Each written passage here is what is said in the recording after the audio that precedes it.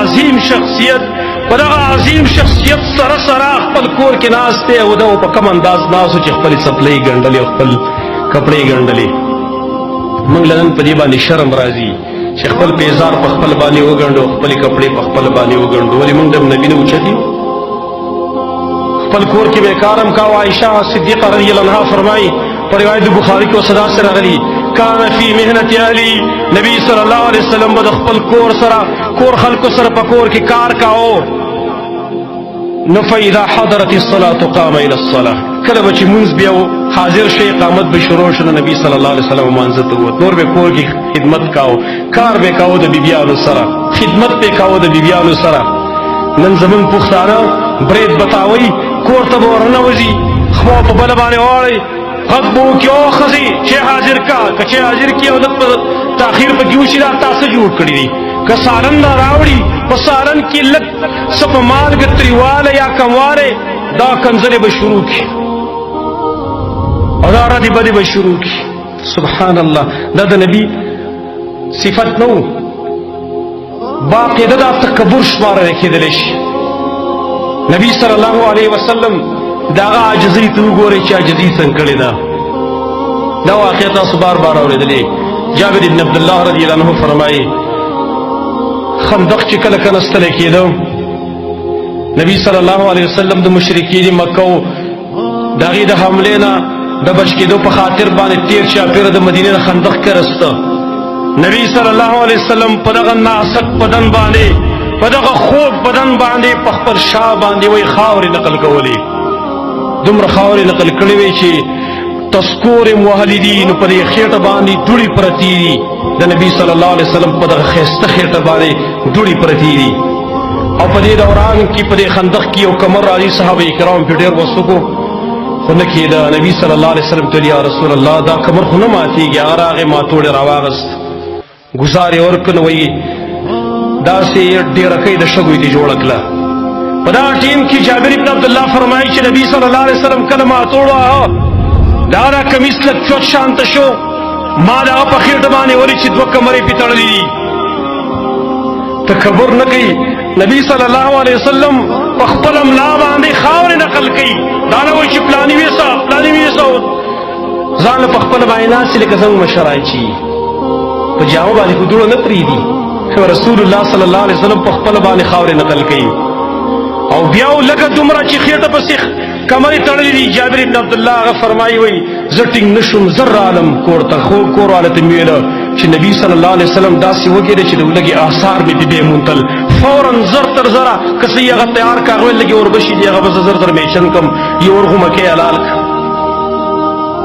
ورغې غلي ورته په غوږ کې ویل یا رسول الله ستا دپاره مې خوراک تیار کړی دی، ځان سره دوه کسان یا یو کس دا راول بس نور نه کافي کېږي. نبی صلی الله علیه وسلم تستوره واله داسې ودرېده، ویې خندل ورته.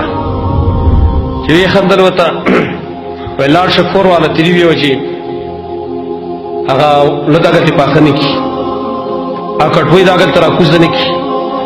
خندق والا ته اعلان وکړو، خندق والا او جابر خوراک تیار کړی ځي چې ځو. جابر په منډه باندې لاړ کور والا ته ویل چې ټول خندق والا رال. ویل تا نبي ته ویلي؟ ویل او ما ورته ویلي. ویل بس ټیک ده چې تا ورته ویلي کړ دې نور نبي ښه پوهېږي، هوښیارې ښځې وي. بیا نبي صلی الله علیه وسلم راغی. اوس د نبي عاجزۍ ته وګورئ.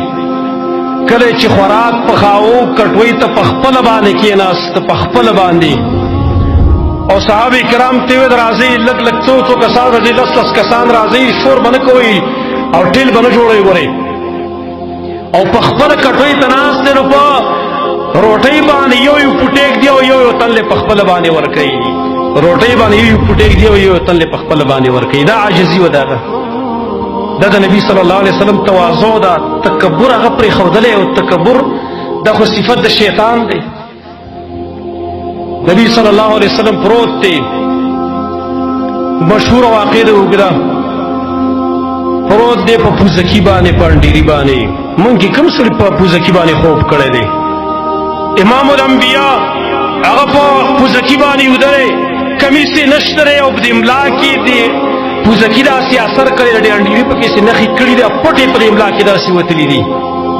داسې کېناست عمر ابن الخطاب رضی اللہ عنہ امیر المومنین هغه ولیدنو وی سخت وجړل جړلې خامخا چې خپل مشر سړی ویني خاص کر خپل نبی ویني او په داسې حالات کې خامخا سړی جاړي ورته عمر ولې څه چل شوی دی ویل یا رسول الله ستا دې حالات ته مې وکتل قیصر او کسرا په نرمو بسترو باندې خوبونه کوي او ته امام الانبیاء یې او ته په پوزکي پروت یې او دې پوزکي دې پرې بلا کې پټیم کړي هغه ورته ویل عمره ته نه خوشحالېږي چې د هغې دنیا نه زمونږ آخرتي زمونږ د دنیا څه کار دی خیر دی هغې دې په دنیا کې مزې کوي موږ په آخرت کې مزې کوو دا د نبي صلی الله علیه وسلم تواضع ده چې هغه پر ځمکه باندې هغه پرېوتلی دی دومره تواضع په نبي صلی الله علیه وسلم کې موجود وه یوه زنانه په مدینه کې وه لږه منټله شانته و بوډۍ وه منټله غوندې راغله نبي صلی الله علیه وسلم ته ویل یا رسول الله تاسو مې کار دی ویل هغه ورته څه وي دا نه وایي خلکو ته هلکه دا منټله طریقې دا غاړه ته کیسې ټیم خرابوي نبي صلی الله علیه وسلم سبحان الله ورته